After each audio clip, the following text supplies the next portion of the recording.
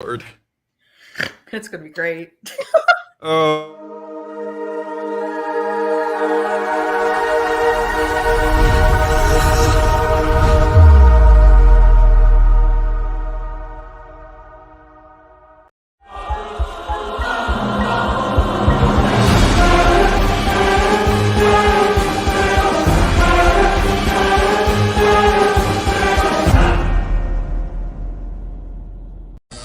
Times a second. It's like getting thousands of flu shots. Your mom's sweating a little bit right now. Here, I have some water. I actually need probably some water. I'm getting a little dizzy. You getting a little dizzy? Yeah. Hey, can you grab her a cup of water? We're gonna stop while you get that water in you. Oh, Ah, she's dead. So funny. Welcome to the Red 5 Tavern, everybody. Are we sure? Take two. And a live replay of what happened last week. This is our second time trying to go live, so we're already off to a great start. That's what happens when you leave it up to a ghost. Joining us tonight is Princess Sprinkles. Welcome. Hello. Now, you made that, whatever it was, right? I sure did. Your head is Oh, so Lord. Your head is so big. That just makes it funnier. And we have Venestra. Welcome. Hello. And we have Eleanora. Welcome. Hello, friends. It's Ladies' Night. Oh, what a night. Kelly, for obvious reasons, is with us behind the scenes, throwing all the levers and switches, making it work. But yeah, it's just me and y'all for this one. So let's go ahead and begin with this session. So on the last episode of the Red 5 Tavern, the members of the Pardoned had gathered at Tempest Bay Beach and were responding to this kind of distress call being sent throughout Tempest Bay. Bunch of guards asking for like anybody on hand who could help. And upon arriving at the beach, they discovered these kind of mutated, corrupted sea creatures that have been kind of mind controlled by the familiar black ooze and were basically attacking the town. And so our heroes jumped in and did battle with some of them and managed to scare some of them off. And just as they were kind of like catching their breath and licking their wounds, this gigantic siphonophore, this kind of jellyfish-like creature, appeared, and the group did battle with it, and things seemed to be going well. Nero had called for backup from the city guards, and Zubov had appeared, a one-man ballista team, and just when victory seemed to be at hand, Kayleesha was hit by one of the jellyfish tentacles, grappled, and then thrown into Irshc. Irshc managed to dodge it, but through taking some damage while unconscious and a very unlucky die roll, Kayleesha was dead. And so we pick up this episode, rewinding the clock a little bit. We're going to start with Eleanora. So Eleanora, over the past few days and weeks, you had been kind of ruminating on what you could find out about the Whispers and kind of their connection to the Longhouse and Kark and what it could all mean, and just kind of doing your own investigations. You had gotten yourself to the Red 5 Tavern and taken a rest, and had gone out early this morning to basically do your thing. What would you have been up to this morning during your kind of regular goings on? I got back and I'm not seeing my normal friends. Well, not really friends. I've been getting to know them, since Kark has been gone and Trix's is gone, and been trying to figure out where Kayleesha went. I got her something very special on my trip.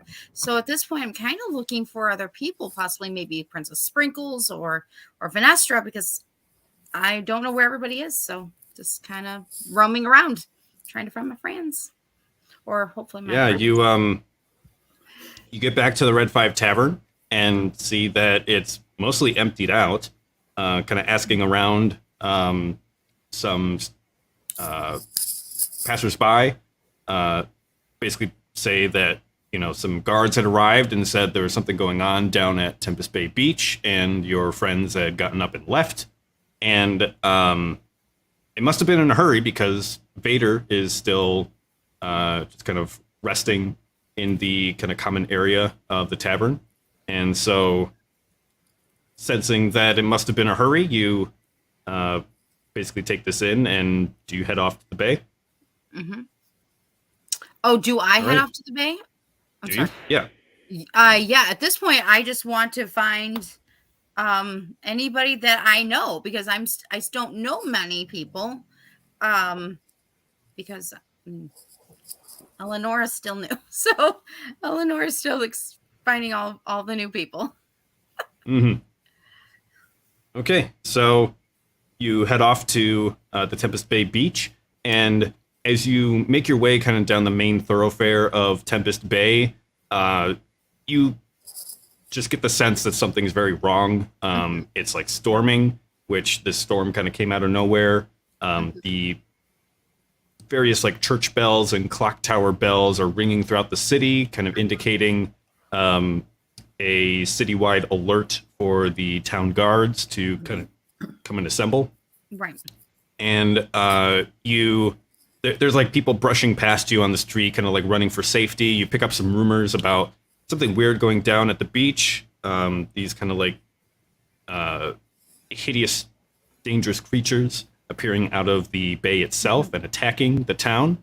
And obviously this is some worrying news. So you hurry along, and upon getting to the beach, the kind of full picture starts to come into view. You see, probably what draws your attention first is this kind of like gigantic jellyfish looking thing, kind of like slumped over dead. You see three kind of like empty pustules on the crown of it that have been kind of like burst open.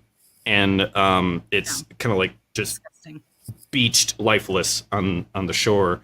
And you see all manner of this kind of mutated sea creatures on the beach, most of them dead. There's like one or two that the city guard are still fighting off. Mm-hmm. But you still, it's very much like the battle is over, but it's just kind of like mopping up at this point.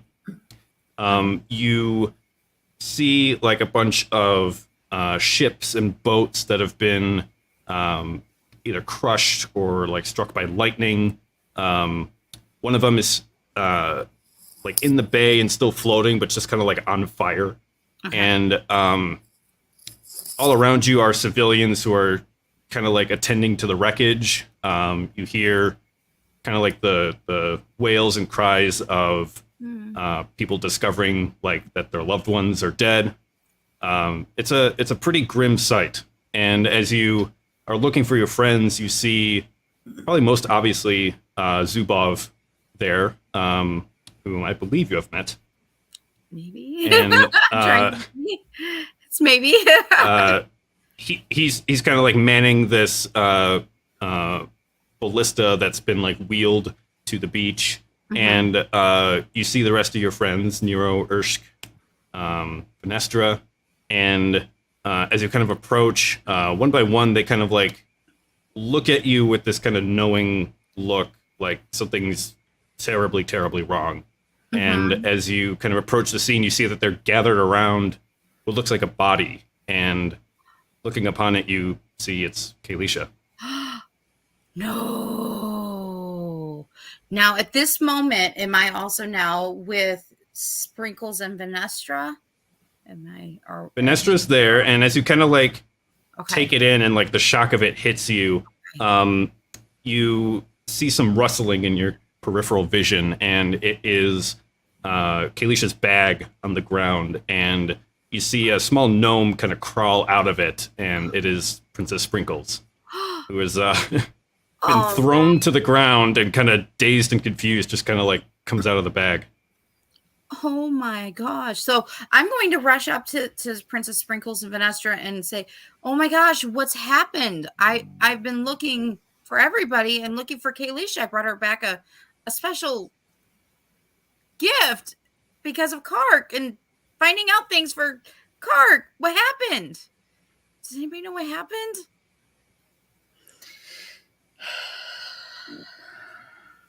Eleanora, much has happened since we've seen you last. Do you know about Kark? Well, when I left, we were trying to save him, and I went to go figure out some things with the Whispers and help things along, and I Kark is gone. I got coffee beans for Kayleesha for Kark. I got them. Kark is gone. He ended up being taken over. The doppelganger killed him. We tried to rescue him. He ended up in the belly of a big, nasty caterpillar. We were not able to save him. Oh my gosh! I thought we had his. We already had his lovely funeral. service. It was a lovely service. Yes, Sprinkles and I added a little special touch on that one. And we had a funeral for him, and he's been laid to rest. This is awful news. But now we have Kayleesha. Why? Yeah, well, you know, the Lord giveth, the Lord taketh away. Why? Princess Sprinkles, how are you reacting to this? I don't want to live anymore. Oh. I just want to stuff my face with strawberry skins and just die. Is there anything that we could do? Anything at all? That reminds me, Princess Sprinkles, I do have somewhere back at the Red 5 Tavern, I got some strawberry cheesecakes and things because I remember you like strawberries. Not even the strawberries will help this time. My Kayleesha's gone. Should we just have nothing to the bar and call it a day? I have nothing.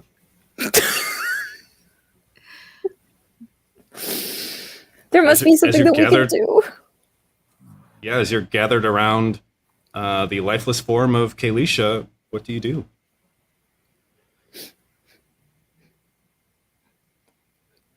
I think about I think I'd really like to take her. I'd like to take one of her thigh bones if she doesn't eat it.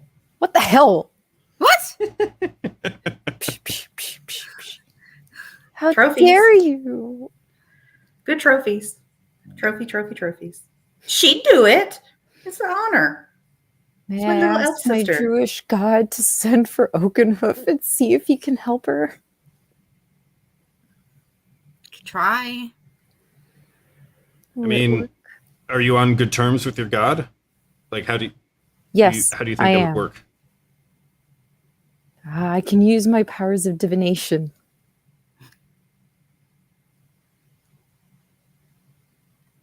Yeah, if you want to give it a shot, do whatever you think will work.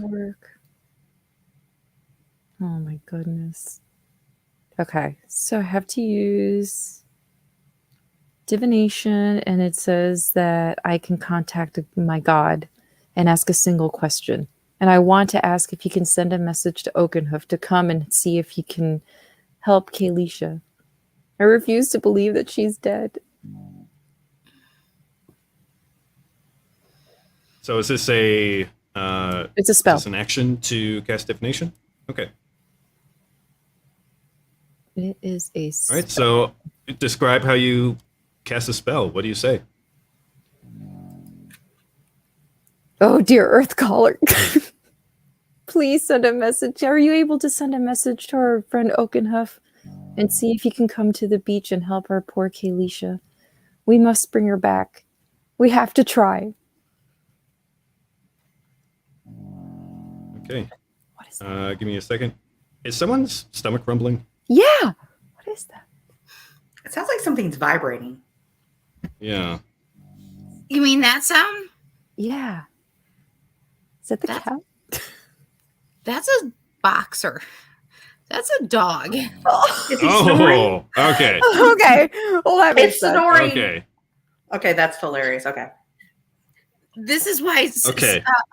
Sorceress Glinda is not currently in the room, is because the dog had just decided to descend. I thought it was one of the jellyfish coming back to life. Okay, so Princess Sprinkles, there's kind of two things going on here. Okay.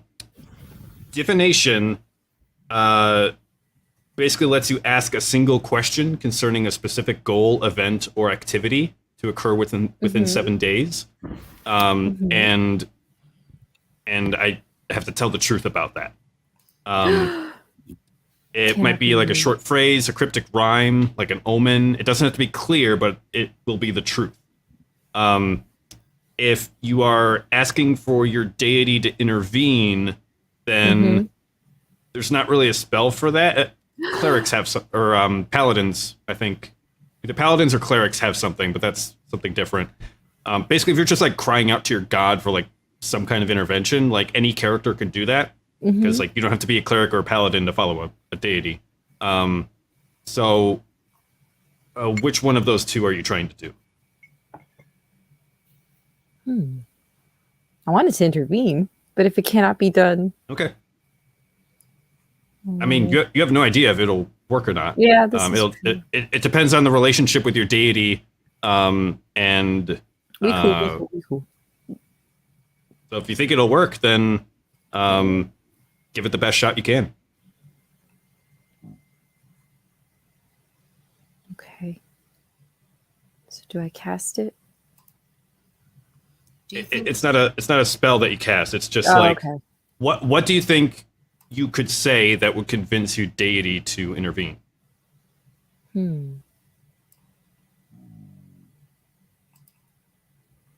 I guess I could say that I'm about to lose my sister. She has been like my sister, my one companion, and I want to keep her here. So I'm asking that my dear sweet God intervene and hopefully prevent her death. Okay. I'll roll a D100 and see what happens.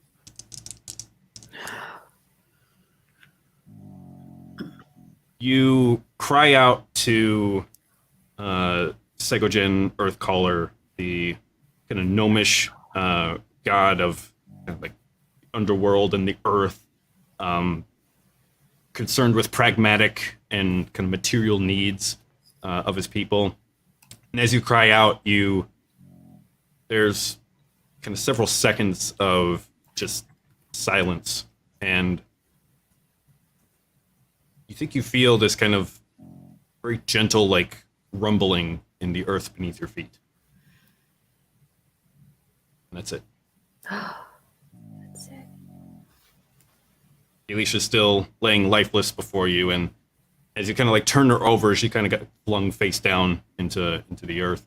As you kind of turn her over, you see like it's an ugly sight. Like her nose is broken, like ribs caved in, collarbone broken. It's not pretty. Poor sweet Kayleesha. I turn to Venestra and Sprinkles, and I say I'm very sorry for the loss of your beautiful friend. You know, I've only known her for a very short amount of time. Well, what happened to Vader? You know, all I know is her and Kark. I kind of know you guys a little bit, and I'm very sorry. Is there anything I can do to help?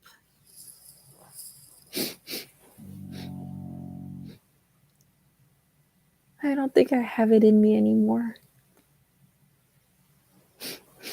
Where's Vader? I think I'm just going to go off with Vader. This has all been too much for my little Druish gnome self. I saw Vader at the tavern when I got back. He was okay. And that's where I shall go. And we shall ride off into the sunset in Kayleesha's memory. Nero kind of speaks up at this point and says, well, before you go, I think at least we should say our final respects, kind of give her a send-off, don't you think? Yes. Kayleesha would have loved that. As you kind of all gather around this like divot that she's been thrown into, Is there anything in particular that you want to do with the body? Sprinkles, before we do anything with the body, what would you came out of the bag, her bag of holding. Are you going to keep it? I would like to ransack it in her memory as she ransacked every other dead body we came across. And I know that's what she would have wanted. I am actually in favor of that one. You would be. I mean, am. You did come out of the bag, so technically it seems the best. Out of the box.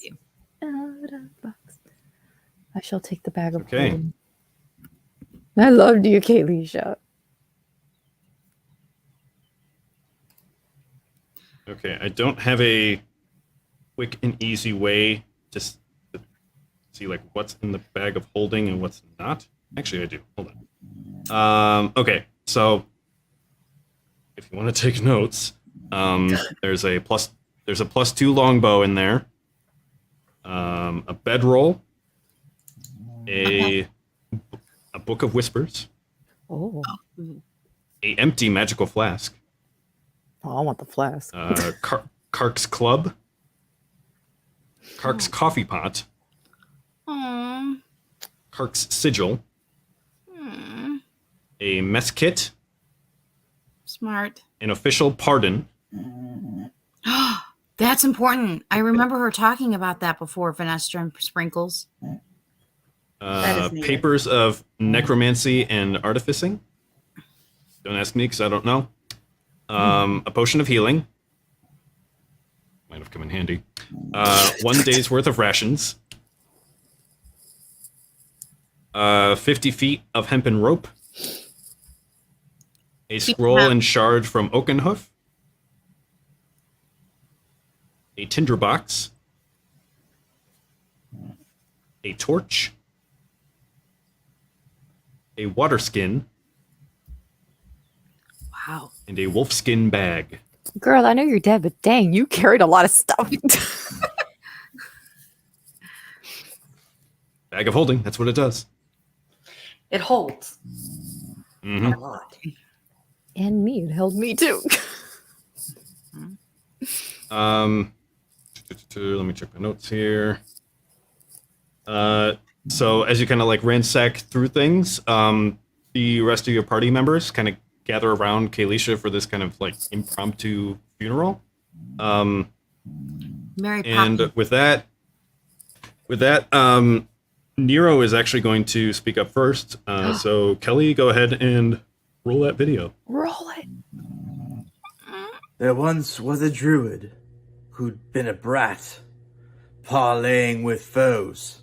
For hours we sat, last to yell fight! But first, when 'twas right, she will be missed by all, even I, the rat. Oh, Damn it. that was sweet. That was Darn it. wonderful. That brat. Thank you, Charles, for that. He couldn't be here this evening, but I love Charles. He's the best. then after kind of Nero says those words, Zubov will kind of step up and kind of reaching into his bag, he'll pull out this small, like 6-inch, like kind of carved wooden figure in the likeness of Kayleesha, and he'll just kind of like gently leave it on her corpse.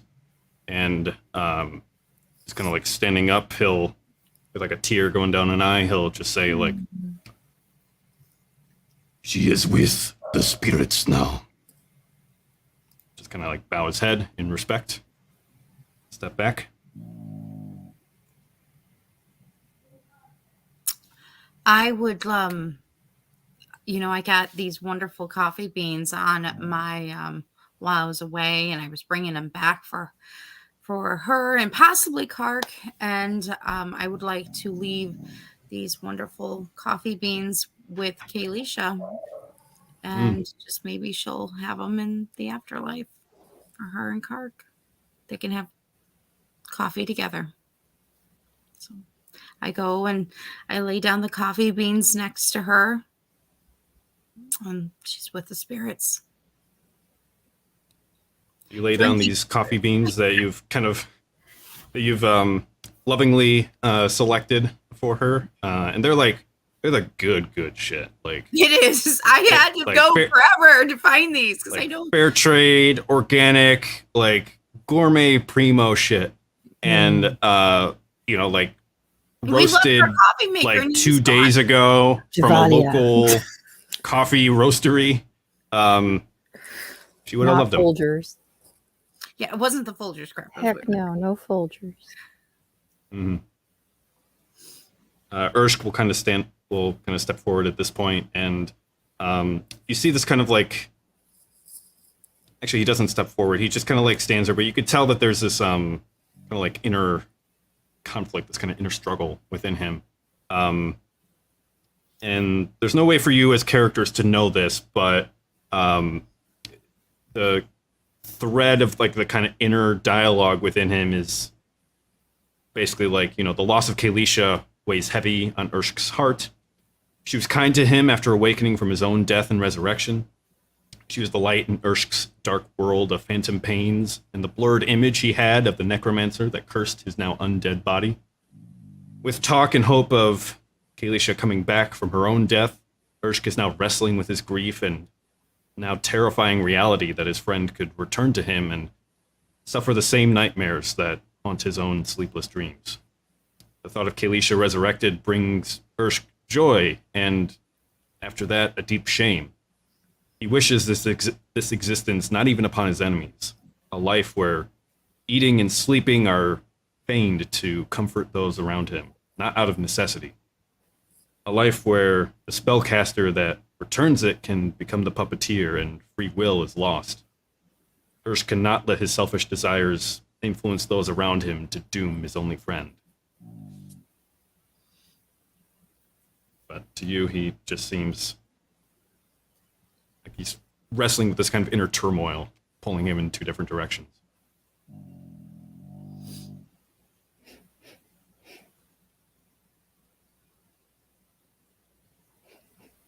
Is there any other observances you want to do during this funeral? Death, thou art a cruel bitch. Tina? Venestra, I think you're muted. Yeah, muted. Venestra. Sorry, my dog was barking.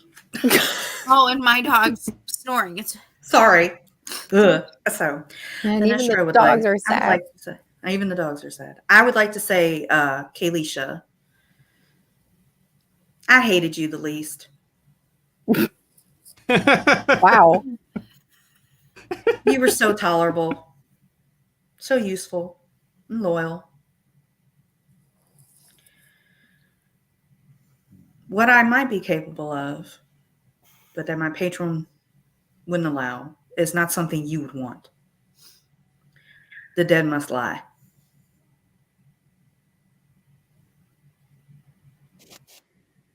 But if you Okay. could buy a bone, I'll take it. Vanessa. wow. So as you kind of speak these words of remembrance, regret, grief over Kayleesha, and kind of the finality of it is just sinking in that she's no longer with you. You hear this kind of like clattering and these kind of like hushed whispers start to perk up around you. All of you go ahead and give me perception checks. Perception.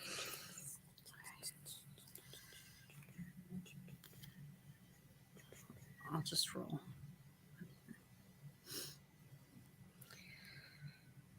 Hold on a second.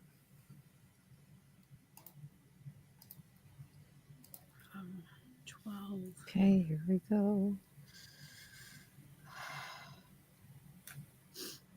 7. 8. Oh, Man, we suck. I got a 12.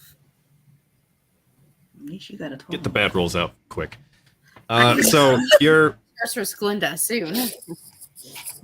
So, Princess Sprinkles and Venestra, you're preoccupied with what's happening in front of you, that you're not really in tune with what's going on in your surroundings. But Eleanora, you pick up that not too far off, like a respectful distance away, there are a group of like civilians, volunteers, city guards who have started to try to deal with the detritus and bodies of the sea creatures on the beach, and like there's a group of people who are just kind of like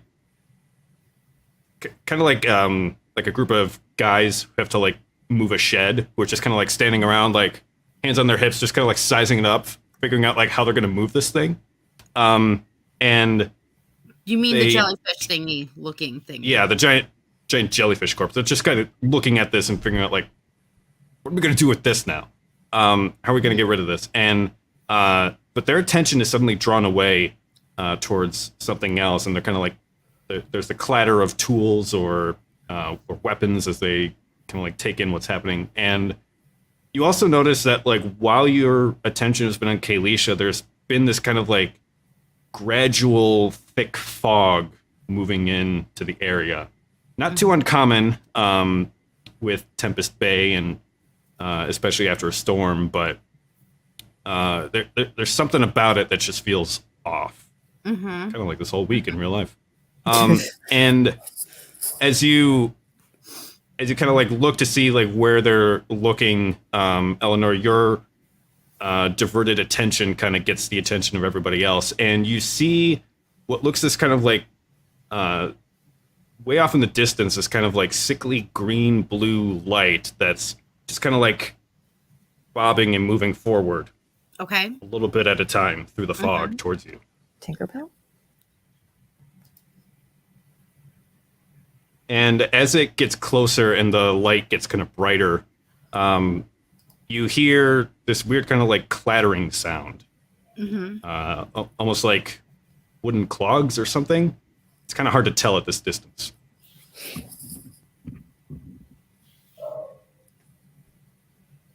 And as you kind of like take it in and just ready yourself for whatever's coming, you start to see that what looks to be like a figure coming through the fog with this kind of light over them. Okay. And you start to hear like whispers and like rumors around you, like someone kind of gasps and they're like, oh, the sea witch. Someone else says like, I bet this whole jellyfish thing is her fault. Someone else was like, a friend of mine, he went out to sea, saw a whole school of sharks following her commands. It ain't natural, that's what it is. And someone else says, there's some say she could see the future in the ocean's waves. No secrets can be kept from her, not on land or sea. Someone else says, did you hear about the shipwreck off Devil's Point? The whole crew is gone. But there's talk, the sea witch brought the captain back. Man's lost his mind. And this figure kind of approaches, and you see this kind of like bobbing effect is from what appears to be a lantern hanging off of a staff of some kind. And you see this figure of like this kind of old bent over woman who's using this staff as kind of like a walking stick to kind of like drag her up the beach. And as she approaches, you start to get some more details filled in with her appearance. So you get a better look at her, and she's weird. You could tell that she's a Triton, kind of like a fish humanoid kind of species. Her skin kind of mirrors the color of the Midnight Zone, a blue so deep it borders on the blackness of the abyss. You could tell these kind of like age-old like wrinkles in her skin, like she's just been left to dry in the sun for decades. Like she's old. And her hair kind of like comes down like halfway down her back, and it's this kind of like chaotic blend of like sea vegetation and like tiny shells, kind of like beads woven into hair. And it kind of looks just like this, almost like a living organism in itself. And it casts this kind of like soft bluish green glow as it looks like like bioluminescent algae. It just casts this like phosphorescent glow around her, and her eyes are dark, but they seem to be like full of wisdom and ancient secrets. And they're this kind of like dark green, almost like the swirling waters of a storm. She has a kind of tall, lean frame, but she's like bent over at the back, almost halfway down, and just kind of like using this staff to pull her along. And it's draped in this kind of weird-looking gown, where it's most of it is like fabric from old sunken sail ships, and it's mixed with like scales of deep sea creatures that kind of like glint as they kind of shimmer in the light. And there's like bits of driftwood dangling from it that are like clattering with every step. And her staff itself, it looks like it's fashioned out of like a whale's jawbone, where it's like carved down to a fine point and it's narrow enough for her to grasp. But at the top is the kind of like hinge where the jaw is, and it's kind of folded over in front of her. And hanging from that is a lantern that's glowing even like a brighter kind of bluish green hue, as she's just kind of like using it to walk along. And you see like on her shoulder is this weird looking like oblong sea creature thing. It looks like it has almost like armor plating made out of coral on it. And one of you would probably eventually recognize it as like a sea cucumber, just kind of like chilling, hanging out on her shoulder.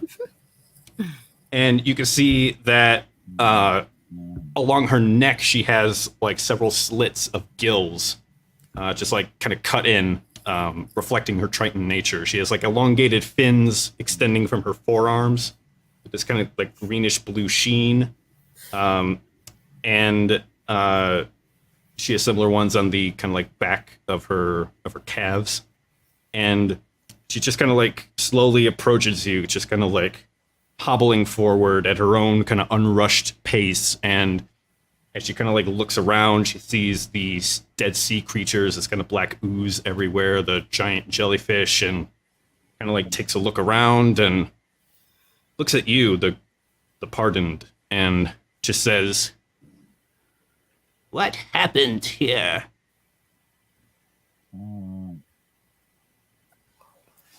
Well, they seem to have been, I want to say, possessed of a dark type of magic that caused them to act unnatural from their nature. Yes, I've seen this before. Who are you, may we ask? I am Calypso. I'm the guardian of Tempest Bay. And you are the pardoned, are you not? Yes, we are. Yes. We are. I've heard of you. Who is this one? And she's looking at Kayleesha on the ground.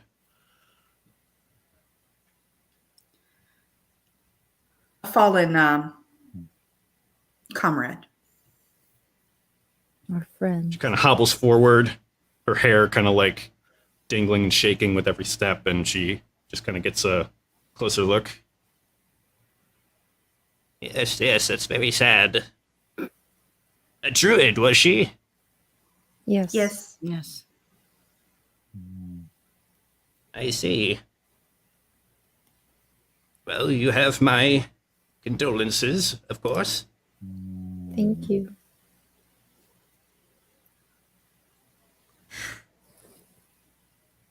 Tell me, what do you know of this black ooze? I don't know much, actually.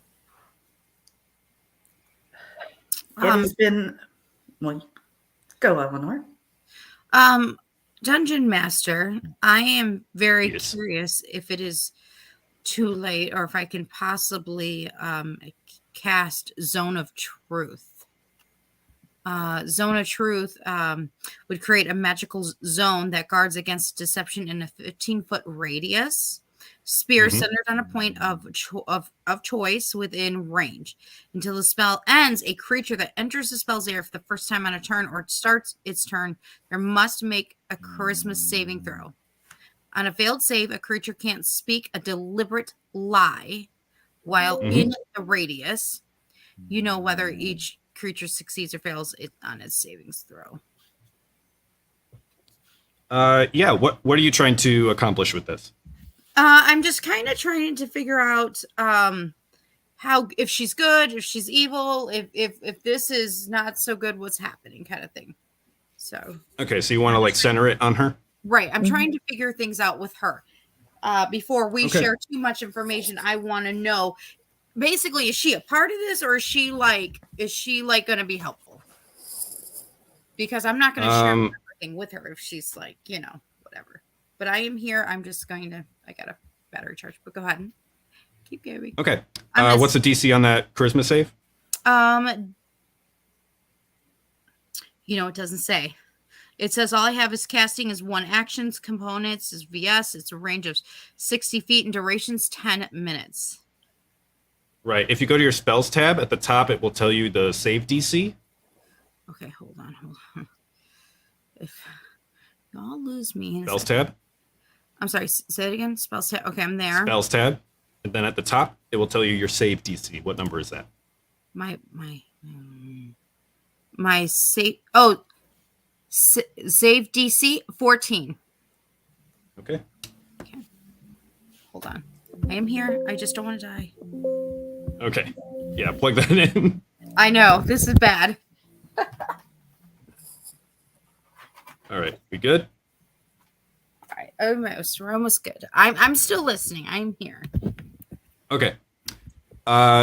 You cast Zone of Truth centered on her, and immediately when you cast it, she kind of like turns to look at you, her hair kind of like, and she looks at you and says, "You doubt my truth, do you?" "Fear not, I have nothing to hide."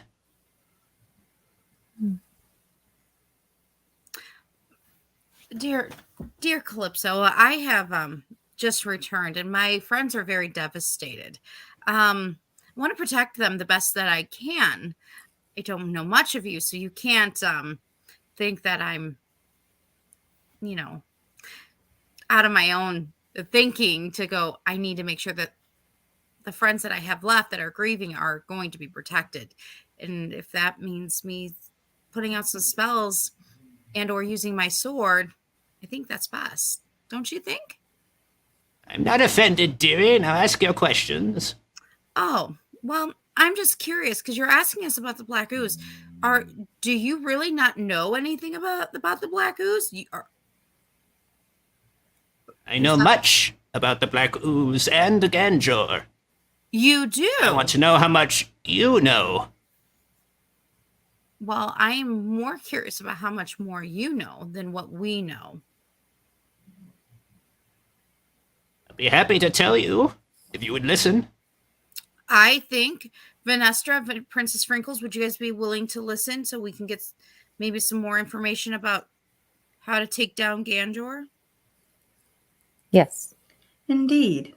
I think we should do this for Kark and for Kayleesha. I really would like his head on a platter anyways. I wanted it before.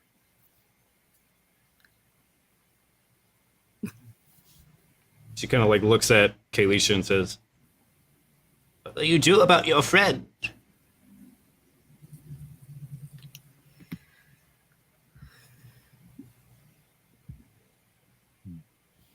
We're just letting her rest, letting her spirits rest. We wanted to bring her back, but it's not possible.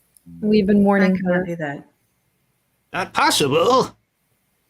Anything is possible, child, you fool. Anything is possible, but not all things are good. You wish to bring her back, you are meddling with fate itself.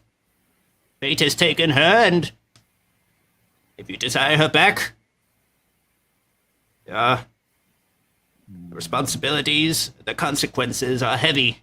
I'll tell you that. But nothing is impossible. For who would those consequences be heavy for? It would fall on each and every one of you. Any who could contribute to bringing her back, including me. What about Kayleesha? Would she be the same?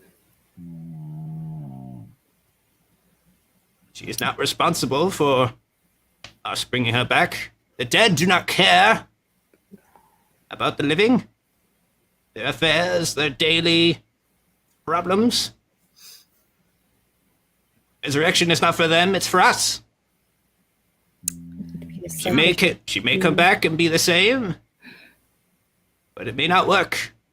She may be forever changed. Should we take the chance? I don't know, my friends. She may not become back the same, and we've got consequences. Should we let her spirit rest and go after? I gave my soul to a demon. I don't know what else I got going on. Oh, Venestra.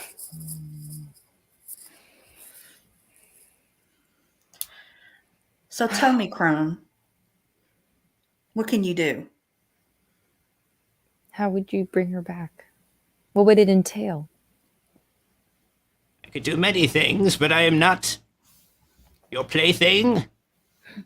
I'm not a monkey in your circus. I'll have you show some respect, young lady.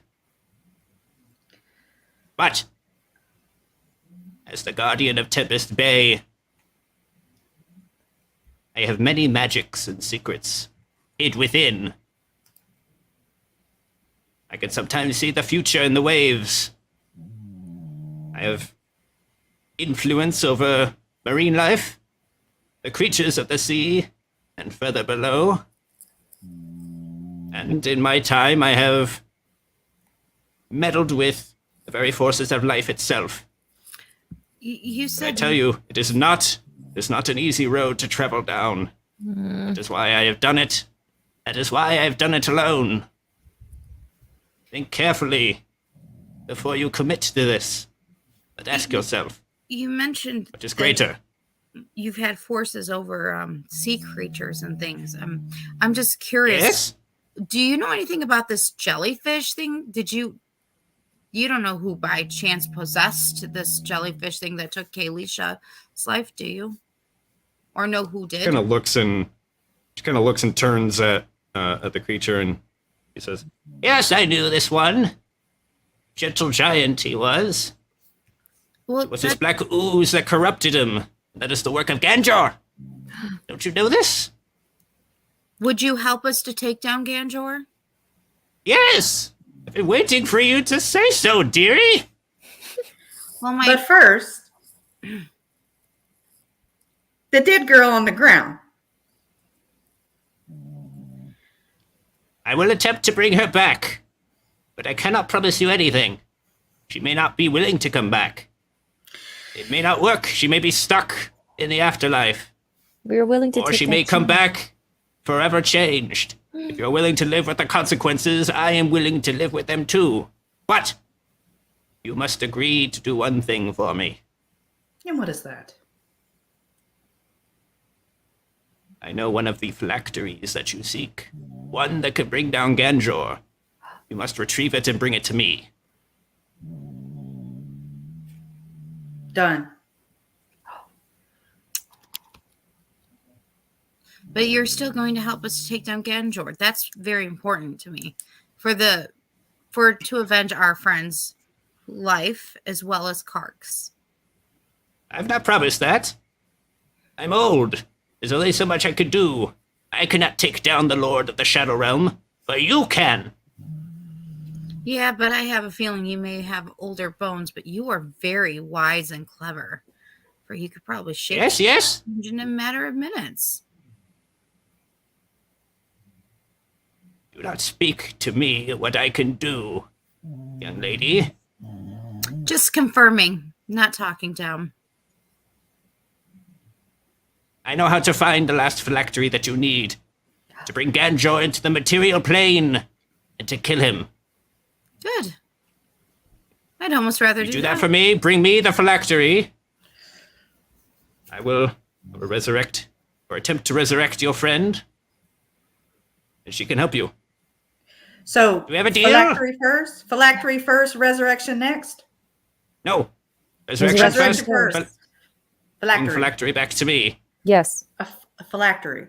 I agree to these I terms. feel a trust in you. I feel a trust in you. Do not make me think that I have wasted it.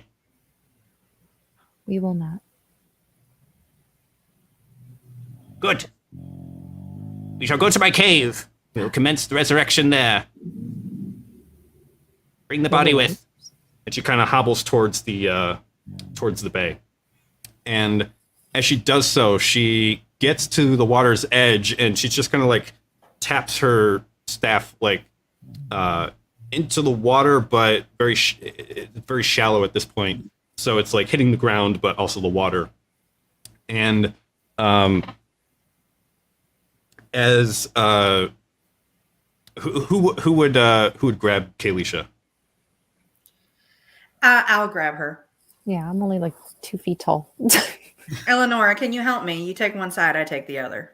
I will try my best. I'm I'll that help. much taller than Are you little too? Oh, you're little too. Good God. Well, we shall. Everybody died and left me Stick with her in 2 the holding bag. shorties. Okay, I've got The her. bag of Hey. holding. I may be little, Okay. but I come with words. and I I've come got with words. Sael. He can lift her too. So Okay. Sael's helping. Okay. Good God. So thanks it's a for team him. effort, but you're able to get Kayleesha's body up, and you see as she kind of like taps the water twice with her staff, and in a matter of moments, you see this kind of like churning underneath the water and some kind of movement, and the water kind of crests up, and you see this like broken, sunken boat kind of rise to the surface, large enough to carry all of you, and it's being kind of carried aloft by 2 octopi, and they're kind of like got their tentacles like wrapped around it, and they're just kind of like lifting it, presumably from the bottom of the bay, and she kind of like reaches out with her staff, the kind of hanging lantern, and like glides it over the surface of the boat, and you can see some kind of magical effect happening on the boat. Like it's clearly not seaworthy, but after she does that, she kind of like passes some kind of telepathic instruction to the octopi, and they kind of like set the boat down, and it floats. Impressive. You are quite powerful. Well, what are you waiting for? Get in. So, do you get in? We're in. We proceed All to right. get in the boat I am in. with body in tow. All right. So, with everyone kind of like piling in, she's at the front of the boat and kind of using her lantern on her staff to kind of try to guide the way kind of through this thick fog.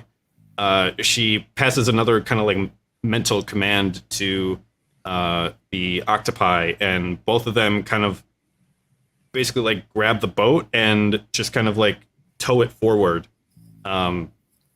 Just as they kind of swim through the water, they're pulling the boat along with them, and it's really strange because like as you're in the boat and you've set Kayleesha down, there are clearly like holes in the bottom of the boat, but it's almost as if there's like a force field there that's keeping the water out and keeping the boat seaworthy.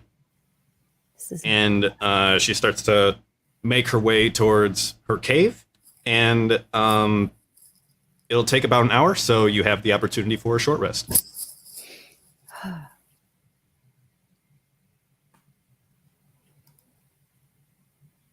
short rest. So if you want to spend any hit die to get some health back, now's a great opportunity. If you have any items that you would like to attune to, this is also a great time. And if you have any kind of like role play or kind of conversations you want to have, it's another good time too.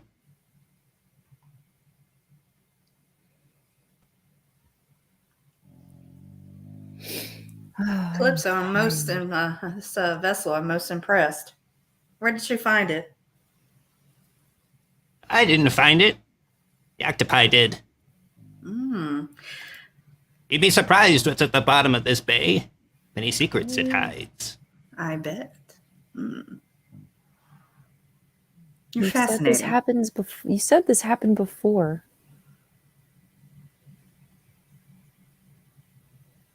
Yes, I'm surely you've seen it. The black ooze corrupting the creatures and forces of nature alike. We have seen it, but for us, it's been a recent occurrence. You seem to think it's been a longer occurrence. Yes, I forget. I see more than most people do.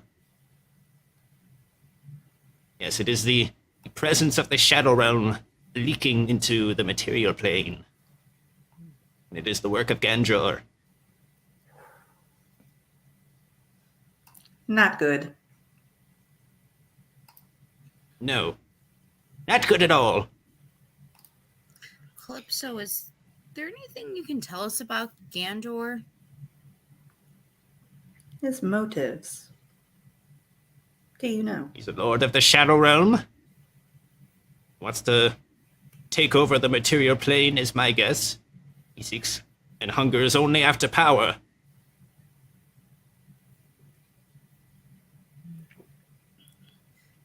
I have a feeling Is you he probably... worse than? Oh, I have a feeling, Calypso, you probably want to keep his power at bay so he doesn't overtake what's here at Tempest Bay. Yes.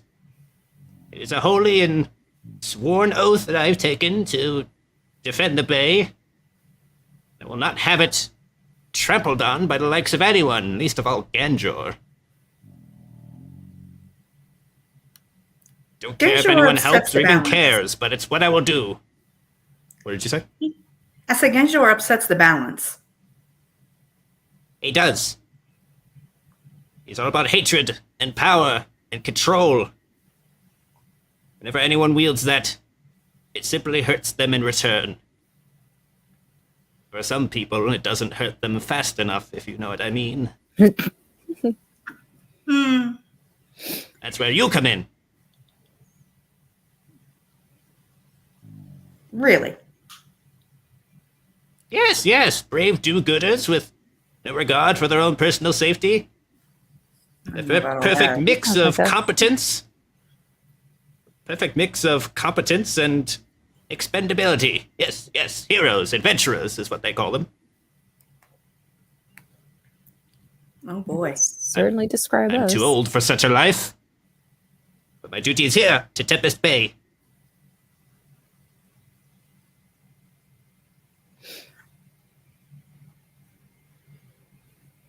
How long till we get to your cave, Calypso? About an hour? Oh, not long. By the way, you'll want to put these on. And she kind of like dips her hand into the water and pulls out like a stack of starfish, one for each of you. And she kind of like hands them out. Put this on, cover your nose and mouth. You'll be fine. Oh, Lord have mercy. This is incredible. Will this help us breathe? Are we going underwater? Yes.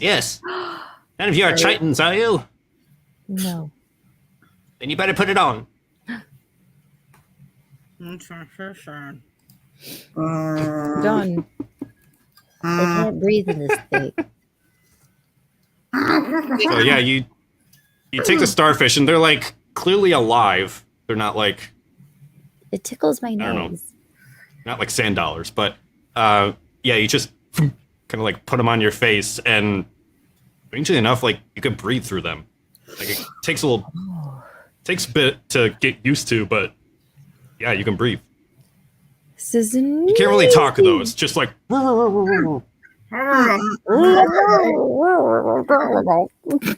Yes, hold on. And she kind of like taps the boat a couple of times, and the octopi dive and kind of like take the boat with it. And suddenly you're just like going down through the bay, and this part of the bay, the water is actually like somewhat clear, and it's a very unnerving experience probably for most of you. Strangely enough, like Kayleesha's still secure in the boat, as are all of you.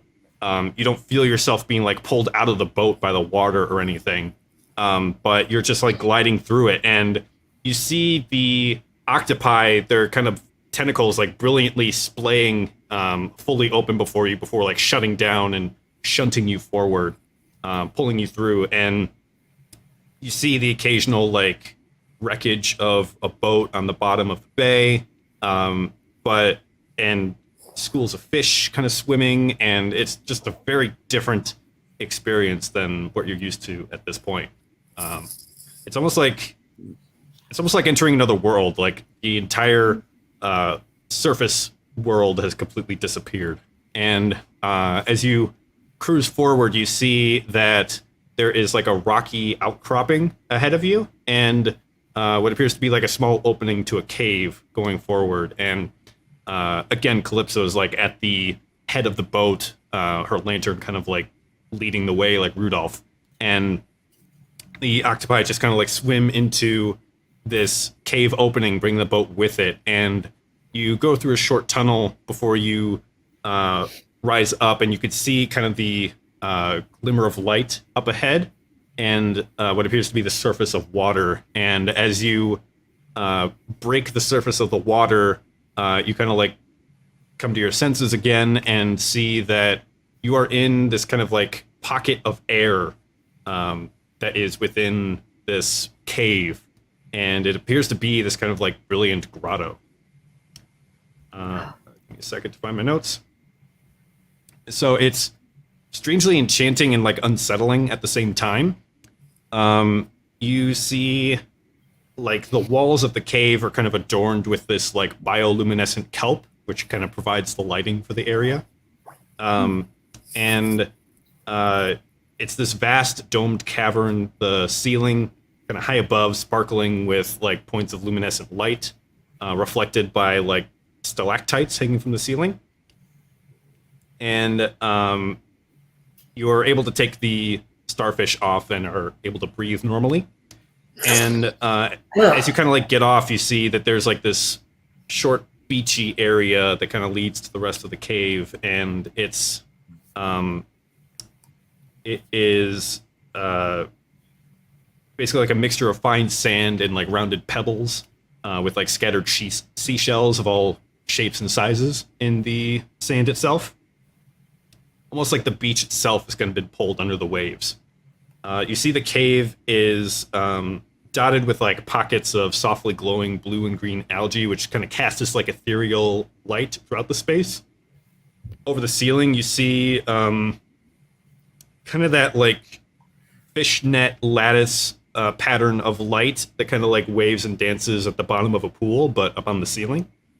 And you see the occasional like sea anemone that kind of like waves with soft currents underneath the water, and like tendrils of sea ferns kind of reaching towards the light.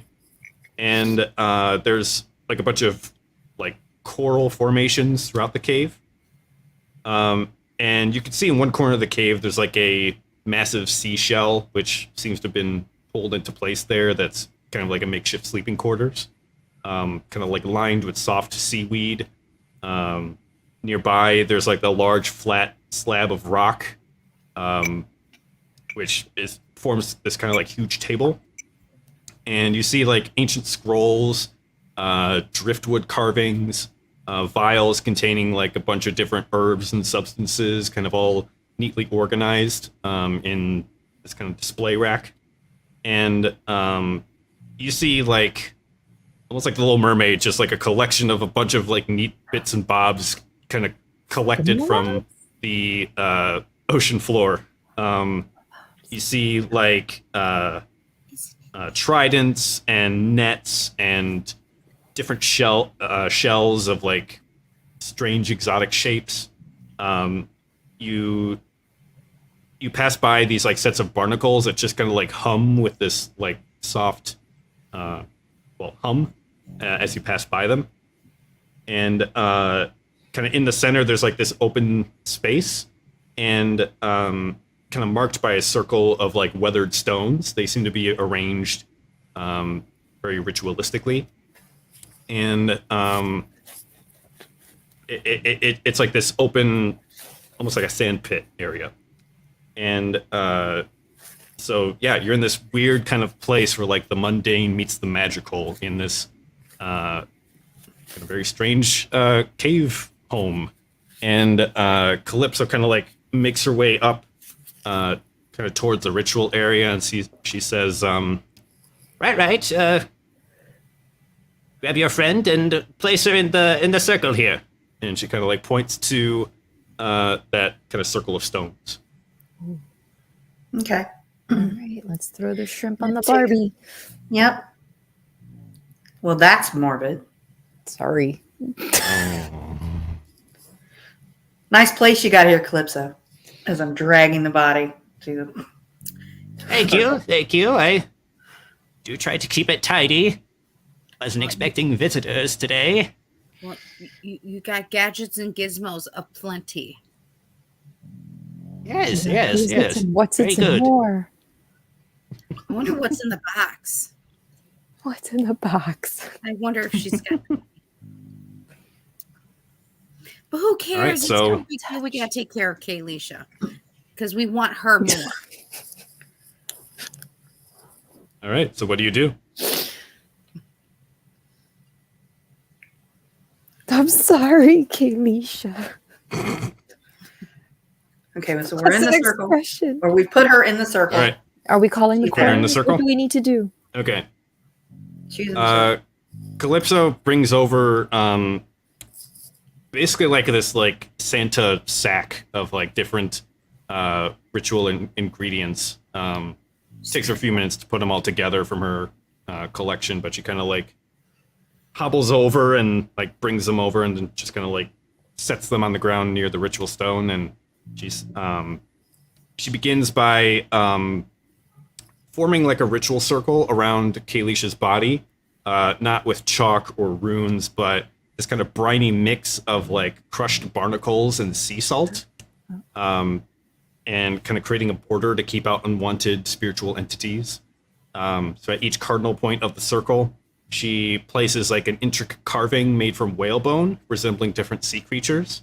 There's a kraken, there's a mermaid, there's a sea serpent, there's a giant shark, and she mutters some words in her Triton language, basically calling out to the guardians of the sea to keep out unwanted spiritual influences. And when she does that, it's not like you feel or see any kind of magical effect, but the air just feels like cleaner and lighter, and you suddenly feel like a little bit safer at peace. And so she then lights a fire in a nearby cauldron using driftwood from sunken ships. And she's just kind of explaining as she goes, almost like she's explaining like a cooking recipe for like making like her world famous cookies. And the flames kind of taking on this blue hue due to the residual salt absorbed over decades of exposure to salt water. And she adds a handful of this kind of glowing kelp, followed by like a shimmering scale from some kind of sea creature she throws in. She throws in the venomous barb of a manta ray, and every time she throws something in, it just kind of like hisses and pops, and like fire flashing different colors as they all kind of meld together. And she pours in this like water from the bay itself to like add to the mixture. And as she mixes it, and she's kind of like chanting over it. This cauldron bubbles up with an unnatural intensity and just releases this thick steam that just like smells strongly of the sea. Then she starts chanting in Aquan, the language of water elementals. Does anybody have that language? I do not. I do not. And so you don't know what she's saying exactly, but as she's chanting, her voice, instead of this kind of like thin, tinny quality that it has earlier, it starts to reverberate with like the crash of waves and the wailing of sea storms and gales. So as she chants, she begins using this kind of like squid ink mixture to trace kind of these mysterious symbols and runes on Kayleesha's body. And they seem to be some kind of like protective kind of symbols. And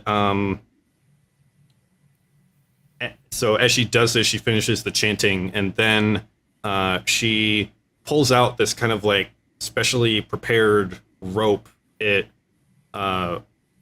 looks like any kind of rope you would find as rigging on like a sailing vessel, but it's been imbued with this kind of some kind of magic that you see like these thin threads of like this glowing bluish green, almost like interwoven with the rope itself.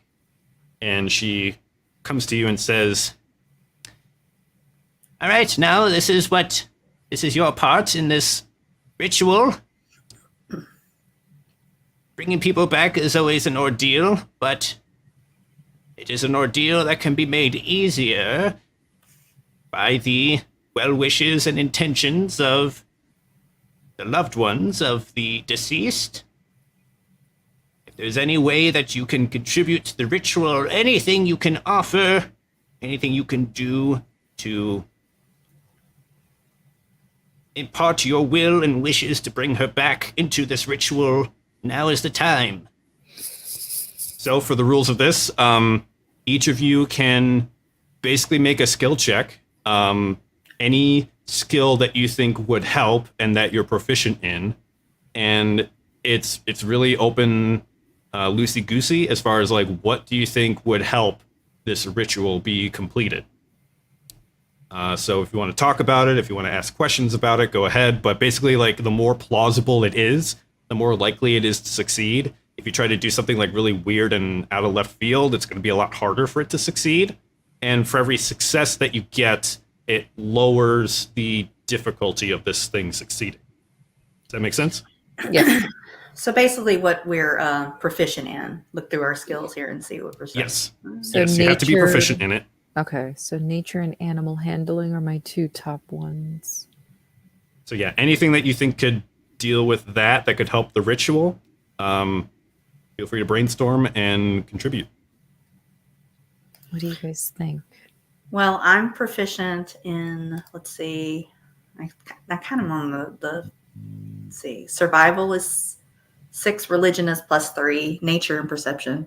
Nature's +3, perception +6. Yeah, I'm proficient in nature as well. What's your plus? But my highest one is actually, my +4 is actually in animal handling.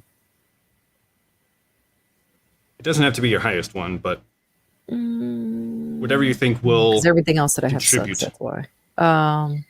Do you want to do? Let me see. I can do nature or religion, whatever you want to do, Princess Sprinkles. I would be more prone to want to do nature, honestly. Well,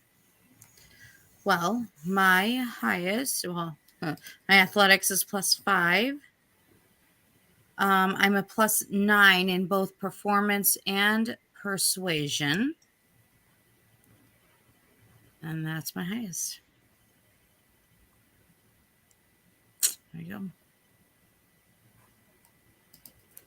go. Well, I don't know if survival would add anything to it. Yeah. Performance could be any kind of performance that kind of beckons out to the gods or life force itself. the afterlife itself to make this ritual kind of shine in their eyes. That's one way to do it. Okay. Nature deals with your knowledge about like terrain, plants and animals, the weather, natural cycles. So this could be like maybe adding something to like the kind of witch's brew that's going on. Right. That's. I also have a +9 in persuasion as well. Or Okay. influence over a group of people and social graces, and good nature. That could be like a funny example of this is from Hook, where I do believe in fairies. I do believe in fairies. It could be kind of like that, where you're trying to like get everybody's spirits up that this thing will work, and kind of like guiding everybody's in the group's intentions towards this thing working. That could be a way to do it. Okay. You know, just trying to, you know, as I'm seeing here, you know, to get everyone together, to let, you know, negotiating and peace. No, don't raise organs. Okay. No, Scott. All right. Do our best. Would like to go first? I say we try with the nature one first.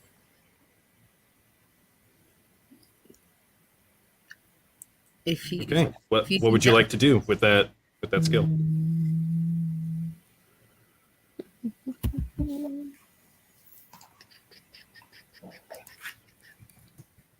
not sure. What do you think?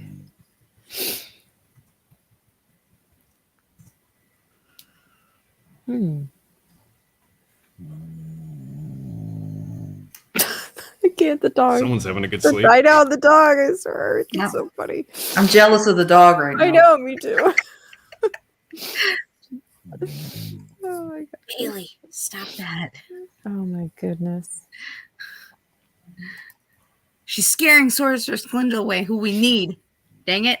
Well, I guess would the persuasion one then be better?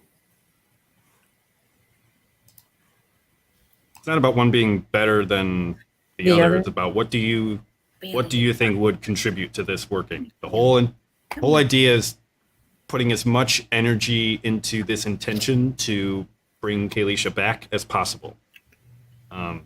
It's deliberately a wide net. Whatever you think will contribute towards that counts. Okay.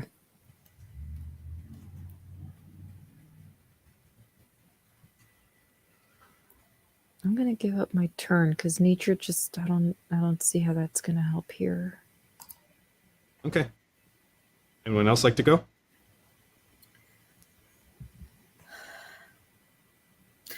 Before I take my turn, I'm not able to combine persuasion and performance. Chance. You'd have to pick one or the other. Okay. I mean, technically, if I'm talking, I mean, it is what it is, you know, with persuasion. And it just happens to be a little bit more. I will say, if this helps, you can also give up like a item of value. Not something that you've been carrying around and never used, but something that would actually have like an impact on your character. That could be another way that you could contribute. It represents this kind of like sacrifice. Given I want to towards this sacrifice intention. all of my strawberry skins. That means a lot. It does, and I would hope that my love for Kayleesha that's in those strawberry skins will help intensify the spell. Is it of great value, though? It is. For me, it is. It's one of my Talk about defense money. mechanisms. I have money. You have money? I have money. Oh. Of course I got money. Hello. I will say it has to be like a magic item of some kind. Oh, okay. All right. A magic item. You're basically like melting down that magic item, and the magic itself is what's contributing towards this. Have you looked maybe back into Kayleesha's bag of holding and seeing if she has anything that could contribute to help bring her back? Oh, could we use the necromancy? She has papers of necromancy. Yeah. Would that? What do those do? That's the thing. I don't even know if we know half the stuff of what she had. I think that's collected from long time ago. Yeah. Unicorn Oh, she wand. does have the unicorn wand. That's the most valuable. Although I think the Papers of Necromancy would be more fun, but that's just me. I mean, by Harry Potter rules, that would give her a half-life, right?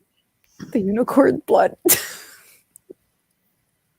What do you think would work?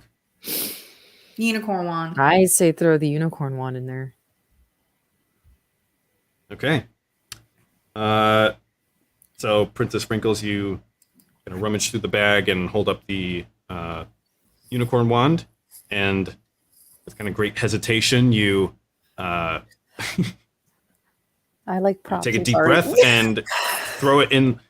Take a deep breath and throw it in the cauldron, and it kind of like hisses and pops and sparkles as this kind of like colored flame leaps out of the cauldron, and as the kind of like magical essence is being given off, Calypso takes that rope and she ties a knot in it, kind of sealing that magical energy within that knot.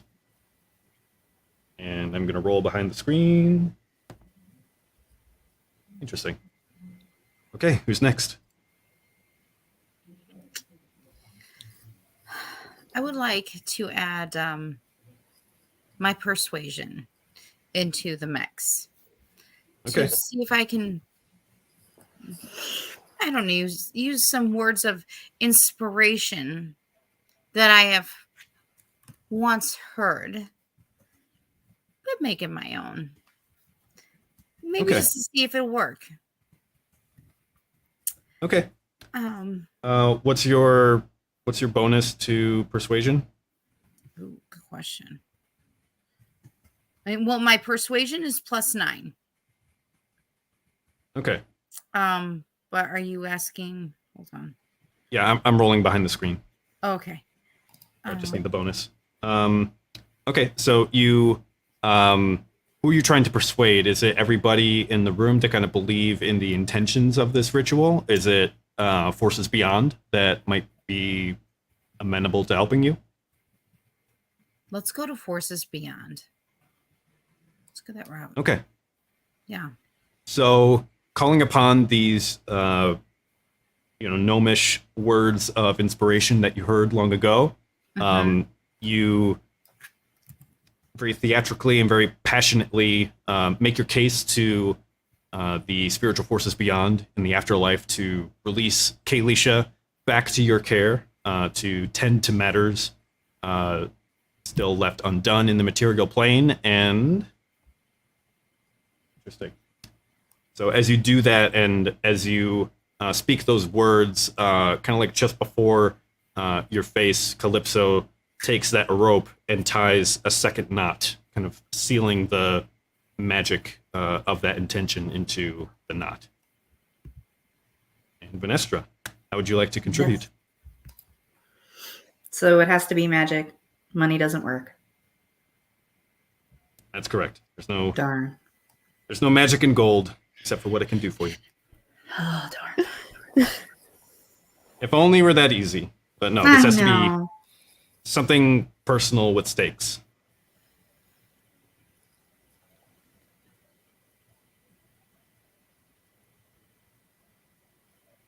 I'm going to use religion. Okay. What would you like to do with that?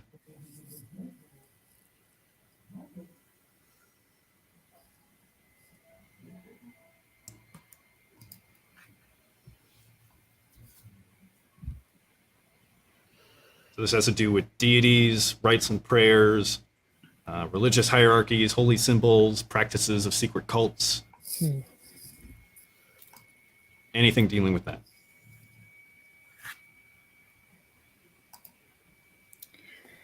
Do I have to roll for that too? I'll roll for you, but so Okay. I will need your bonus, but I need to know like what you're attempting to do with it. I am going to call out, even though I did not seem to want to call out to my patron. Okay. We need her because this magic is darker It upsets the balance. Mhm. It does not belong here. It must be vanquished. Okay. What's your bonus to religion? +3. Okay. As you call out to the Dark One, and you're on pretty good terms with your patron, you think. You haven't called them up too many times for favors in the past. No. So you call upon your patron knowing full well your good relationship with them, your alignment with their duties that they've placed on you, and the air in the cave around you like kind of grows a little bit colder for just a second as you finish your plea before kind of returning to normal, and it's almost as if the lights kind of dim a little bit as it happens. And as you do so, Calypso ties that third knot into the rope right in front of you as you make that plea, kind of sealing the magic in there. Wow. And once you finish that, she's got this rope with the 3 knots into it, and she takes and says, Well, now it's time. Step back, all of you. she kind of like chases some of you away from the kind of ritual circle, and she approaches it by herself. And she continues chanting in Aquan, kind of starting quietly, but getting louder and louder. And the water that leads up into that cave starts to rock back and forth as almost like the tides are shifting in and out frequently. And it's almost like wind is rushing in through the cave, and she gets louder and louder and kind of reaches this fever pitch, and she calls out for Kayleesha's life to be returned to her body, to be made whole again, so that she can take on the forces of darkness with Ganjor. And as she does this, with like one final cry, she holds up the rope over Kayleesha's body, and pulling firmly on both ends of the rope, releases all 3 knots at the same time, just in this huge burst of magical energy. And all of you in the room feel it, this very tangible sense of this huge energy being unleashed. And the cave kind of goes silent, and there's no sound, like everybody's holding their breath, waiting to see what will happen. And you look at Kayleesha's body, and very faintly and very gradually, you start to see this kind of ethereal glow radiating from her body until it basically forms like an outline of her. And Kayleesha, I need you to come in from the green room, please. Hi, friends.